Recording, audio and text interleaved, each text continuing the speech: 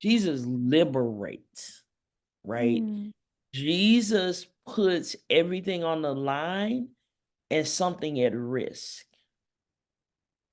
And so for me, doing the kind of ministry that allows me to show up with the most vulnerable, but also questioning empire around why in a place that we got everything we need and some, and we got enough money to fund war, that we can't fund education and food. Right. Interrogating the systems that make Yes. folks the most vulnerable. Right. Right. We want to live out Matthew 25, but I'm trying to figure out why in the world are there people who don't have clothes and food and continue to be unfairly in prison? Like, so for me, right, like I'm not just gonna love like Jesus loved, I'm gonna liberate like Jesus did. This is almost like under the umbrella of Black South. This conversation with Reverend Dr. Cassandra Gould is honestly a privilege. I like to tell people whenever I talk about Black South that there would be no Black South without Reverend Dr. Cassandra Gould because of her mentorship and her training. It was because of her that we were introduced to the term of reverse migration. It's because of her that we had vision for what community development and community organizing could look like in a Black community. And so we are delighted that she would even say yes to being on our board. And I'm even more delighted to have a conversation with you. So thank you so much for being here. Man, don't make me cry online. I'm really humbled, Erin, just even for the opportunity. For I know that our connection was a God ordained connection in a space that I wrestled with. Should I even be going? But so I'm really grateful, and I said this on one of your posts last week. If I had a client of the year, you would definitely be a coaching client of the year, just because of not just because you like follow the coach's directions, but you take the work of your heart and your head, the God-centered work, right? The work that Dr. Katie Geneva Cannon would say, the work that your soul requires, you take it to heart. And so all of the ways in which you have followed up on just those little spiritual nudges that you had, it's just amazing, and I'm here for it. So thank you for such a gracious introduction. Of course, of course. And I would love for you to, in whatever way you'd like to, talk a little bit about your life. You know, like you're doing some major things. You're a mover and a shaker in the organizing world and the development world. You're always in Africa. I feel like you're doing all the things. And so I just would love to just hear you talk about the journey of your life and how you've come to Oh, this. yeah, yeah. Yeah, wow. So there is, I don't know if you've ever participated in like a training that used this exercise called I'm From, where you kind of write really almost a poem. And so I hope it's like, just because I've been sitting with this like all day and really for the last 48 hours. So can I share it in this way? Absolutely. Around, okay, so I'm from, well, I don't know exactly where I'm from, but I believe it was Africa, probably the West Coast, um, Ghana. After all, isn't that the cradle of civilization? I'm from the red clay dirt, again, I believe of Ghana, and more specifically of Demopolis, Alabama, 49 miles west of Selma. I'm from Grandma Joanna, whom I didn't know, who was born almost on the cusp of enslavement being outlawed. I'm from Grandma Frances. I'm from Big Mama, who I did know, who taught me to be all that I am. I'm from Grandma Thelma, who sadly died after childbirth from delivering my beloved mama, Carrie Thelma. I'm from love and a long line of women who changed the game. I learned from women who were taken advantage of, Grandma Joanna particularly, by one of Massa's sons, but changed the game and somehow got the land. I learned that the worst thing is never the last thing. I learned to sit my behind down because I was doing too much. I learned to snap peas and bake biscuits and sweet potato pies. I learned, and I'm from pound cakes and homemade ice cream in the hot sun of Alabama. I'm from a family who worked not just their bodies, but their minds. I'm from a generation where folk were told they had to be twice as good, work twice as hard, and that hard work always paid off. That's what I learned in Alabama, where I'm from in my hometown. Fast forward, moving to St. Louis when I was probably 6 or 7 years old. And I was like, where in the whole wide non-Black world did y'all bring me? Not that there Yeah. weren't a lot of Black folk around, but I missed the safety, right, of this Black bubble in the Black South Yeah. where we had everything that we needed and some, and were able to provide it to others, right? I found myself as a Black woman, a little Black girl who was filled with possibility and curiosity, entering spaces that were not prepared for me. Yeah. But gratefully that I felt like my ancestors and my parents helped to prepare me for those spaces. I didn't come to professional, somebody gonna pay you to organize until the last 8, 9 years. But I came from people who were organizing, who were building schools, who were sitting on at lunch counters and etc. So all of those things have just kind of shaped who I am. Mm. I was a teenage mother, and every day I'm reminded that my children and I defy every statistic that ever was. Yes. So whatever you see now, it is not just the experiences that I've had, but it is the shaping even from beyond the veil from the ancestors, the Mm. stories that have been posited into my soul in so many ways. And I just try to show up every day, just to make the world a different place. That's beautiful. There is this theme I feel like that you carry in your presence, in your voice, even in your content of being a pastor in the public square. Can you talk about why pastor in the public square? What does that mean? Oh, oh, wow. I don't know if we got that much time, but um I come to ministry late, right? There are ways in which I just feel like, I would some would say a late bloomer in multiple ways. That's because I was spending a lot of time arguing with God. But faith has always been a part of, I'm from folk with a faith, right? Like I'm from Friendship Missionary Baptist Church on Route 80. Right? Right. I'm from the mourner's bench, right? Where you are sitting and waiting for God to come and, um, to hear from God. So faith has always been a part of who I am. Faith is like how I'm anchored. What I saw, not just in Demopolis, but in St. Louis from my parents who were always opening the door, it was all, somebody house burned down, come live with us, right? All the things, right? Oh, wait, you got put out. Here we are. Was the ministry of presence. Um, Mm.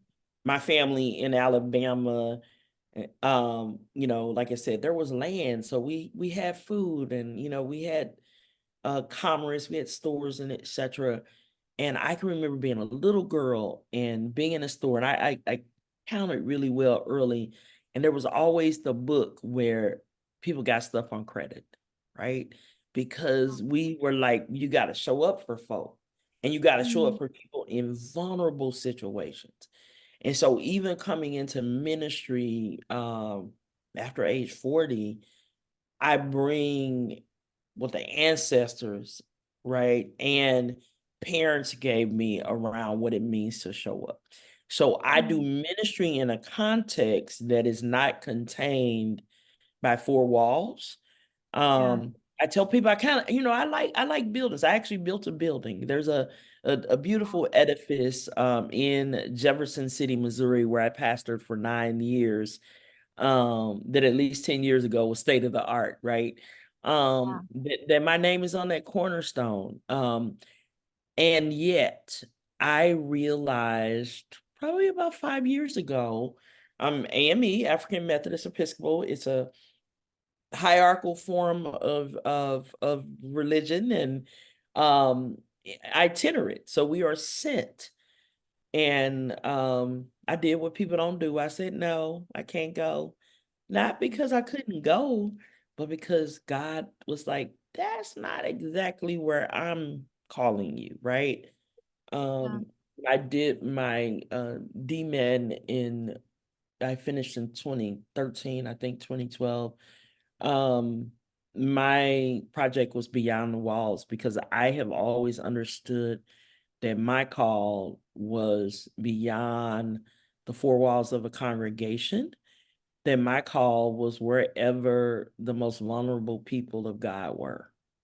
Yeah. And so Yeah. this pastor in the public square, I've had a number of times in my life where I was called to the public square.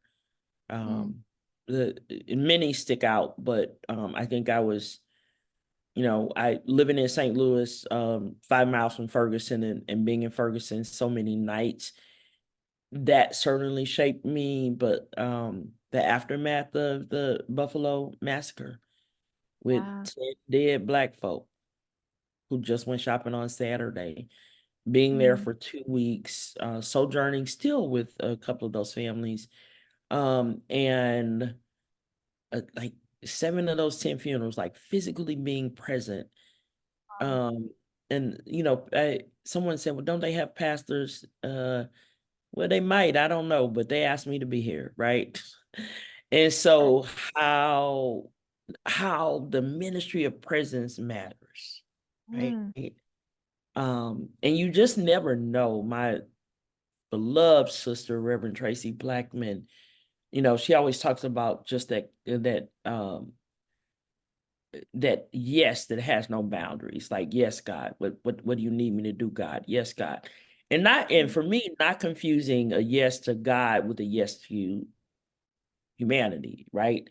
So it's not that I never say no, but it's how your yes to the larger purpose that you have opens doors and beckons you, right? And gives you, opportunities that you didn't imagine. This past weekend, I officiated the US memorial of an African president. Like that, right. I can't, like, there was nothing, right? There are not enough, like, followers on IG to create that. Right. All the things that we kind of, like, let me get my algorithm right, right? Like all of that, none of that, right? It wasn't enough likes on a video. It Right. was just this yes that God continues to affirm, Mm, that this call to the public square, this mm, way in which I have not just envisioned but embodied ministry, mm. that I really was hearing from God. So that and I never know what, where and what it means, and etc. But Yeah. I'm just like, God, I'm listening. Mm, that's good. I feel like maybe in your last answer just now, you may have touched on this, but there is a question from Kendall because he couldn't join us. And so Okay. he has a question. He's doing some research for his own PhD work, ongoing PhD research work. And so his question is, within your vocation, how are you a missional witness of God, Jesus, and the kingdom with your context? Yeah, and so my saying no to a church assignment, right? And when I finally said yes to God as a pastor, I never actually imagined not pastoring, right? I Mm, was like, oh, okay. We got mandatory retirement at 75. I don't plan to be there that long, but I have a pastor's heart, right? mm, Um,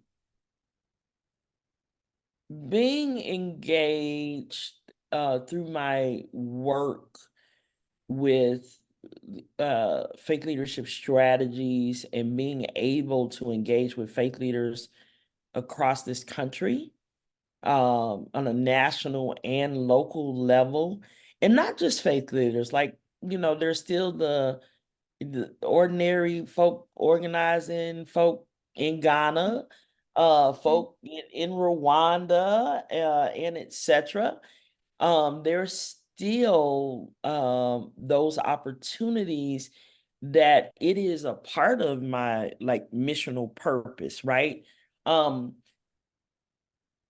and I, as of lately, because of the work that I do, it's in a multi-faith context. mm. I'm reminded as a Christian, unapologetically Christian, right? I'm reminded as a Christian pastor, Jesus, like, I got other sheep, right? Right. And Right. I don't believe that my call is to necessarily go and to follow this colonial model of trying to, proselytize folk, right? But my call is to be in deep relationship with those other sheep. My Mm, call is to how do I let not just the love of Jesus, like mm, the love of Jesus matters. mm. But I think the love of Jesus makes us more comfortable than the revolutionary acts of Jesus. Yes. Because I can get more with a Jesus, who like, oh, God is love. Okay. Meanwhile, too many Black kids are dying in, our urban cores, and there are over 27,000 dead Palestinians in Gaza, and Mm, many of them are children. mm, We got to do more than have just love with Jesus, right? Jesus liberates, right? mm. Jesus puts everything on the line and something at risk. And so for me, doing the kind of ministry that allows me to show up with the most vulnerable, but also questioning empire around why in a place that we got everything we need and some, and we got enough money to fund war, that we can't fund education and food. Right, interrogating the systems that make Yes. folks the most vulnerable, right? Right. We want to live out Matthew 25, but I'm trying to figure out why in the world are there people who don't have clothes and food and continue to be unfairly in prison? Like, so for me, right, like, I'm not just gonna love like Jesus loved. I'm gonna liberate like Jesus did. So I hope that helps to answer Kendall's question. And doing Yes. this work allows me to do that. It Mm, allows to show up, yes, when there are crises in Buffalo, but also to show up and not just speak truth to power in state capitals, but also speak truth to power in church houses. yeah. Mm. If I could run and shout, I would run and shout. That's how I feel right now. Because I have like I don't even have the clarified language yet for this particular next question, but I have some thoughts that I would love for you to speak into. The question I did write down is, what do you envision in the future for community developers and community organizers?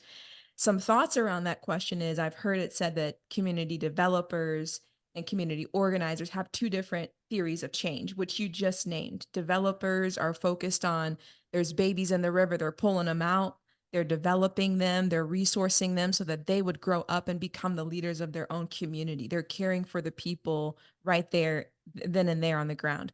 Community organizers are more interested in going upstream to fix the systems that are putting the babies in the river. In my mind, um, you know, Kit Danley was the one that she's the founder of Neighborhood Ministries here in Phoenix. She was the first one to explain that analogy to us.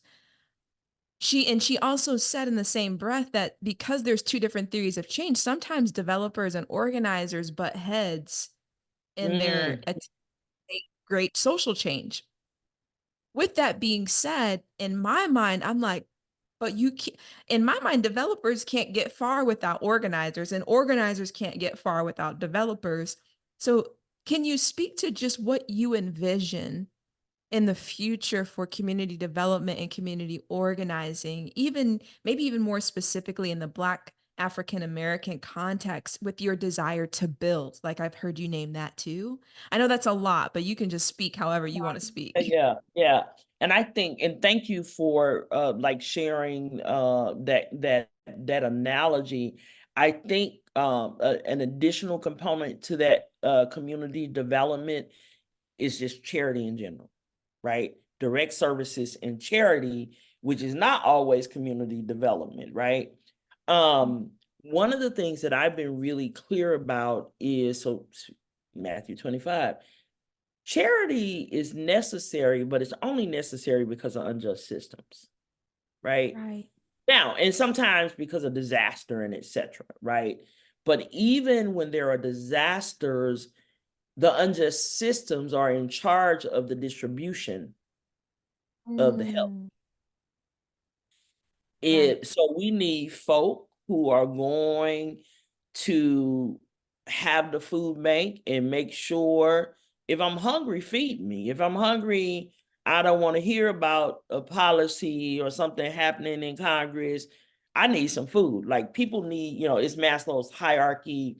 It is the materialization of of liberty. Like and people need that to materialize on their tables, right? Mm, Because I can't feed my children your theory of change. So I need the materialization of hope, yes. of faith on my table, right? I Mm, need materialization of that in my car in the morning or enough money in my account to get a bus pass so I can get to where I'm going, right? Um, and so it takes a both and. I think that we have a great opportunity, and we saw this in 2020.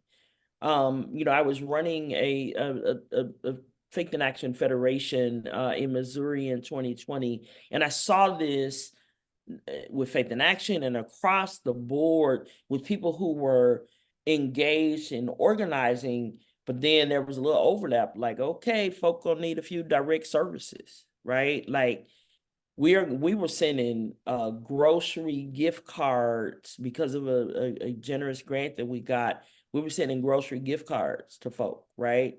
It is the mama bailout, right? It's all of that. Like right. people need the materialization of faith and hope and liberation. And simultaneously, we were even virtually holding meetings with mayors and with governors around the distribution, the Mm, at that point, the inequitable distribution, but the distribution even of COVID tests, right? Like, so black folk dying, but the test over here where the black folk can't get to, right? And so it has to be some cross conversation, and we got to like have more solidarity, multi mm, faith solidarity, maybe some multiracial solidarity. We trying, but we need y'all to show up a little better for us. Um, and we need to actually start to think beyond the crisis, right? mm, And so charity versus justice, not development versus organizing, but development philanthropy and organizing, the charitable part of that as well.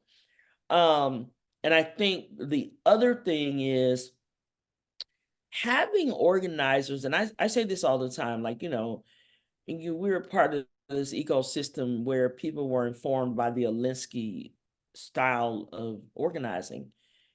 Well, Black folk been organizing longer than Saul Alinsky, Right. right? And so how do we even glean from a system that actually wasn't designed from us, translate it so that it actually makes sense to folk and that we can materialize some things that they need, as Mm, well as not confront the systems for the people, but it actually help people to understand power so that they mm, are able to start to even the power playing field, that they can actually, wield their own power. yeah. And so I think we got to be able, and Black folk in particular, we've been walking and chewing bubblegum a long time, right? Because we live multi-issue lives. We got Wow. multiple things coming against us. And so we've actually always for real been able to do both and, right? We were feeding the Right. people and sitting at the food counter so that they can go eat at Woolworths or wherever anyway, right? So it's always been this both and model that I think we have a cultural responsibility to maintain that, as well as an opportunity where we have time to help people who might be culturally incompetent. No Mm, fault of their own, they're just part of a different culture. And I yeah. think the final thing around that, or something else you said, is the building part. Yes. Um, you know, I I was posting last year, I was like, I ain't gonna study war no more. Mm, Um, referencing the song from the ancestors. We have been fighting for so long. yeah. Um, 21, maybe I was doing a set of interviews with, for sake of research, with faith leaders, Dr. Brianna Parker, who is the founder of Black Millennial Cafe, Mm, a researcher, Barner researcher, does all the things, but does it in a Black context. And she responded to a question that I asked by saying, yes, we have to fight, but when are we going to start building? mm, And so it is the frontline soldiers, which everybody doesn't even have the fortitude to be. right. But even the frontline soldiers need to take a break and rest, replenish, and go build something, right? It is us thinking for ourselves, really tapping into ancestral wisdom. Mm, And I have to give him credit. I try not to quote a lot of other people, but Walter Brueggemann's prophetic imagination, right? Um, what God is calling us to build in this moment. What is our own role in building, maybe while fighting, but not fighting so much that we don't have enough energy or imagination left to build. mm, I was sharing with you earlier about a recent trip to Rwanda, my first time in Rwanda. Folks sat under a tree, mm. looked at an empty field that they didn't own, and Mm. imagined a hospital, their lives Wow. a hospital. Not only that, what I didn't share was they also sat under that tree and decided that they needed like an imagination lab. They call it the hall. The Wow. hall is a simple building that community members get to come into and think and Wow. imagine and see something other than what's in front of them. Mm, I'm deeply invested in this season. mm, And what is it that I might see? We like to quote the line from The Color Purple, all my life I had to fight. Baby, I'm Mhm. tired of fighting. And you know, and there are ways in which all my life I really didn't have to, because cause my parents did a set of fighting that at least in the early years, no. But I know, right? Like, what can we build? Like, do we only want to leave our progeny with exhaustion? Right, With a right. model of how to just work your mind, body, and soul to the bone? Or is there something, is there the materialization of Mm. hope and liberation that they can actually feel, touch, and draw some interest from? Right, So right. that's just kind of where I am now. I'm super excited about you all launching Black South. I've taken this moniker of pastor in the public square and launching opportunity for folk to learn what it means to really be in the public square, and etc. And there are a number of places that I see people taking a little time to build.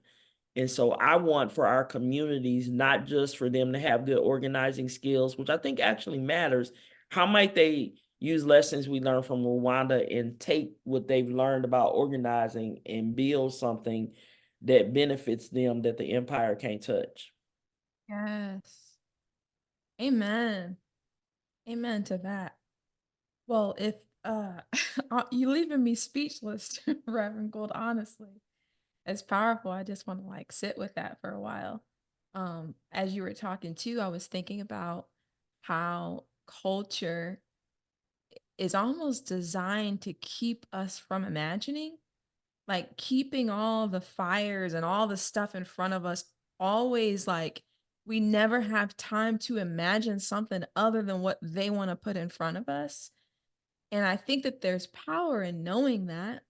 And there's power in like our friends in Rwanda stepping away from that to create a space where they can think, dream, and imagine and do something. Um, and that is just a powerful concept that I hope many of us continue to live out and, like you said, follow their example and build something. And simultaneously, so I'm sitting in front of one of this is my favorite African symbol, Sankofa, like my favorite of all the African symbols, right? The bird looking backwards but moving forward. Um, Rwanda, they still are very present with the story of genocide. Mm. They go and they got multiple memorials, right? Wow. Um, they took us to a church where folks should have been safe, but the faith leaders were complicit and helped the people get killed. Wow. It's 51,000 coffins at that in like a glass mausoleum kind of thing. They still had the clothes from folk who were killed there on display in the church. So they have not disconnected themselves from the past. We do a lot of that. This ain't your mama's, your grandma's movement. Maybe it is, right? What can we learn from the past, right? What can we touch and see and remind ourselves of so that we can work to build something that is the antidote for the trauma of the Mm. past, right? Yeah. I can't really get away from the trauma of it if I don't name what it is and even, you know, acknowledge that it was there. And so I'm learning so much, folk are like, girl, you on vacation in Africa. And I'm learning, I'm working, right? I'm not being, a colonizer. It's not like I'm going to take them something. Every time I come back with more than the things I'm buying in my suitcase, right? But Yeah. it is learning, and I want to I'm asking God help me to unlock my own imagination, right? Cole Arthur Riley in her book This Here Flesh talks about wonder, right? And I in this month, a part of my ongoing prayer is God. I want to see the wonders of God, not just the mountaintops, right? But I want to find wonder in the mundane. And I want my mind to be able to wonder beyond the distractions that I'm seeing every day. How might I wonder enough? How might we be curious enough to actually ask the right questions, even of ourselves, of Mm, what does it take to get over this, you know? yes, that's wonderful. And thank you again, Reverend Dr. Cassandra Gould, for doing this and having this conversation. I would love for you to, one, if you have a Cash App, name it, because Well, people should well, pay Black women. And also, if people want to find out more about you, your work, or reach out to you or collaborate with you, anything that you might invite them to check out or to follow or whatnot. yeah. So I'm on probably I left Elon Musk alone. So I'm everywhere except on X. At Rev Dr. Gould, I'm pretty sure. Um, so following me on social media is reach out or whatever is a good way. And if people are interested in my Cash App, I'm good with that. Uh $, Rev Dr. C, REVDRC. Pretty simple. So yeah, I'm just really humbled again just to have this conversation, to engage with you and Kendall in his absence, and just about the work that you all are doing. I limit myself to coaching clients, as you know, because I want to be able to like go deep. And like I said, you are like model of, of coaching clients. So I'm gonna be opening up some space in March. I think I got like 5 slots that I'm gonna be looking to engage people. So if you have listeners that are interested in just some coaching, and you are my witness. You are one of the witnesses, just about the power of the life coaching. So Yes, and just to echo that, it is really powerful to, especially if you're listening to this and you're listening to Reverend Gould's words and they're resonating with you and you want mentorship and coaching, just take the step, because I am a living witness that it's powerful, it's impactful, and it's exactly what I needed to shift into this next phase of life, into building. I honestly, working with you opened up my imagination. You extended an invitation to imagine something new and different. And so I'm here to say her coaching is the bomb, the best. So yes, we just say thank you again. And with that, I'll be talking with you soon. thank you. And if you're interested, info@faithbeyondwalls.org. Info@faithbeyondwalls.org. If you don't want to DM and do all of that. But I do eventually respond to DMs. It's just a long I'll process. But thank you again, Reverend Aaron. You all just keep doing your good work, and blessings on all that you are doing. thank you. Thank you.